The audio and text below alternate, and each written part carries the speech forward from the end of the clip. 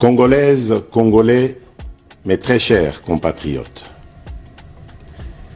je m'adresse solennellement à vous en ce jour dans un contexte exceptionnel en rapport avec la situation sécuritaire que connaît notre pays dans sa partie orientale. Ce contexte d'agression et d'occupation des territoires dans le Nord Kivu est perpétré par le groupe terroriste dit du M23 avec l'appui avéré en hommes et en logistique du Rwanda. Au moment où je fais cette adresse, nos agresseurs occupent certaines localités dans le territoire de Rutshuru, occasionnant ainsi un drame humanitaire avec plus de 200 000 compatriotes forcés de fuir les affres terroristes dans les zones de combat. Ils se retrouvent en dehors de chez eux, sans logis, sans nourriture et sans soins. Des instructions précises ont été données au gouvernement pour leur rassemblement et leur prise en charge. Au-delà de ces efforts, j'en appelle à un élan général de solidarité pour alléger leur fardeau. Certes, cette situation n'est pas nouvelle. En effet, depuis plusieurs décennies, des groupes armés nationaux et étrangers écument l'est de notre pays en y commettant des atrocités innombrables sur fond d'exploitation illégale de nos ressources naturelles. C'est ainsi qu'à l'occasion de mon avènement, j'avais été amené à prendre l'engagement devant la nation de rétablir au cours de mon mandat la paix et la sécurité là où elles sont compromises et de les consolider là où elles existent. Sitôt dit, sitôt fait, j'ai sans délai et de bonne foi commencé à développer, notamment avec tous nos 9 pays voisins, une diplomatie de proximité en vue d'établir avec eux des relations de coopération franches, transparentes et de caractère gagnant-gagnant. Avec l'Ouganda, par exemple, nous sommes allés jusqu'à décider de mutualiser nos forces armées afin de combattre ensemble la nébuleuse des ADF, une milice d'origine ougandaise qui cependant n'opère que dans le Nord Kivu. Et aussi, nous avons lancé 2 projets de construction de routes transnationales. Avec le Rwanda, un mémorandum d'entente a été signé dans le commerce de l'or avec une entreprise nationale. Une ligne aérienne a été ouverte à la compagnie nationale rwandaise dans notre pays et un accord de non-double taxation a été signé. Malgré cela, ce pays va nous surprendre en réactivant les terroristes du M23. Alors qu'il avait été défait par les armes en 2013, le M23 va refaire surface en prenant notre armée à court, notamment à Bunagana, cité qu'il occupe depuis le 13 juin 2022.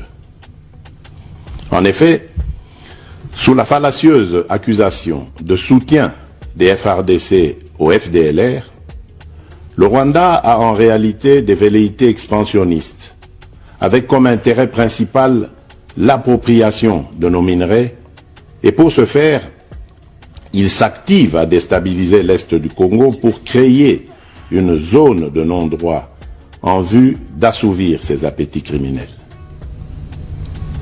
Pour faire face à cette situation, 2 options s'offraient à nous, la diplomatie ou la guerre. J'ai résolu de privilégier la première option, quitte à en venir à la seconde, faute de résultats. L'option diplomatique a donc été mise en œuvre. C'est ici l'occasion pour nous de rappeler que notre attachement à la recherche de la paix par des voies pacifiques n'est aucunement un signe de faiblesse, moins encore un aveu d'une incapacité de notre pays à s'inscrire dans une logique de guerre totale contre tous ceux qui continuent à abuser de notre patience, mais plutôt une expression de notre culture de paix et de notre identité légendaire de peuple hospitalier. C'est ainsi que dès le 20 juin 2022, j'ai pris part aux travaux du 3e conclave des chefs d'État membres de la communauté d'Afrique de l'Est à Nairobi, au Kenya, qui avait comme agenda l'examen de la situation sécuritaire dans l'Est de notre pays. À l'issue de ce forum, les dirigeants des pays membres de la communauté d'Afrique de l'Est sont tombés d'accord sur le déploiement d'une force régionale pour imposer la paix dans l'Est de la République démocratique du Congo. Le sommet a appelé à une cessation immédiate de toutes les hostilités à l'Est de notre pays et a demandé à tous les groupes armés, tant étrangers que locaux, à déposer les armes immédiatement et sans condition et à s'engager dans le processus politique. Le 6 juillet 2022, j'ai accepté de rencontrer à nouveau le président du Rwanda, cette fois à Luanda, sous l'égide du président João Lourenço, sous couvert de la Conférence internationale des régions des Grands Lacs africains, la CIRGL. Il en est sorti une feuille de route qui stipule entre autres objectifs normaliser les relations politiques et diplomatiques entre la République démocratique du Congo et le Rwanda. Et pour y parvenir, la première action retenue, arrêt des hostilités et retrait du M23 des positions occupées conformément au communiqué final de Nairobi. Une fois de plus, aucune avancée sur le terrain de la paix attendue par notre population n'a été observée. La dernière activité diplomatique en date a été la rencontre avec le président Paul Kagame autour du président français Emmanuel Macron et à l'initiative de ce dernier en marge de l'Assemblée générale des Nations unies à New York. Ici également, pour l'essentiel, il a été acté le principe d'un cessez-le-feu immédiat et du retrait inconditionnel du M23 des positions qu'il occupe. Toujours sans résultat tangible sur le terrain. Mes chers compatriotes, comme vous pouvez le constater, malgré notre investissement et les efforts fournis dans cette optique, la paix et la sécurité ne sont pas au rendez-vous. Garant de l'indépendance, de l'unité nationale et de l'intégrité territoriale, je réitère mon engagement constitutionnel de défendre la patrie jusqu'au sacrifice suprême.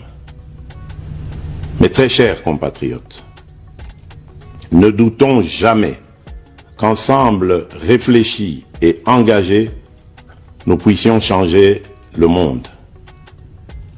À vous, nos vaillants soldats, vous qui avez pris l'engagement de servir sous le drapeau, je vous invite ici au sens élevé du patriotisme en ce temps particulièrement exceptionnel de notre histoire, de défendre notre pays, de protéger l'intégrité de son territoire et d'assurer la sécurité des Congolaises et des Congolais contre toute agression ou attaque d'où qu'elle vienne. À vous, mes très chers compatriotes, la guerre qui nous est imposée par nos voisins exige de chacun de nous des sacrifices. C'est le moment de taire nos divergences politiques pour défendre tous rassemblés notre mère patrie.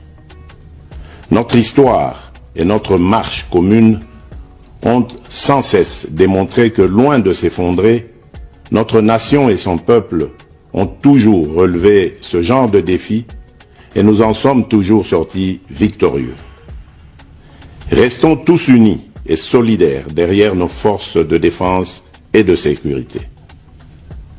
La situation actuelle, loin de nous affecter, n'est qu'une épreuve de plus que nous allons surmonter pour raffermir davantage notre unité. Au-delà de tout clivage politique, idéologique, religieux et tribal, la défense de la mère patrie est le seul objectif qui doit nous unir en ce moment. Le pays nous appelle. La nation a besoin de l'engagement de toutes ses filles et de tous ses fils. Je vous appelle à ne pas céder.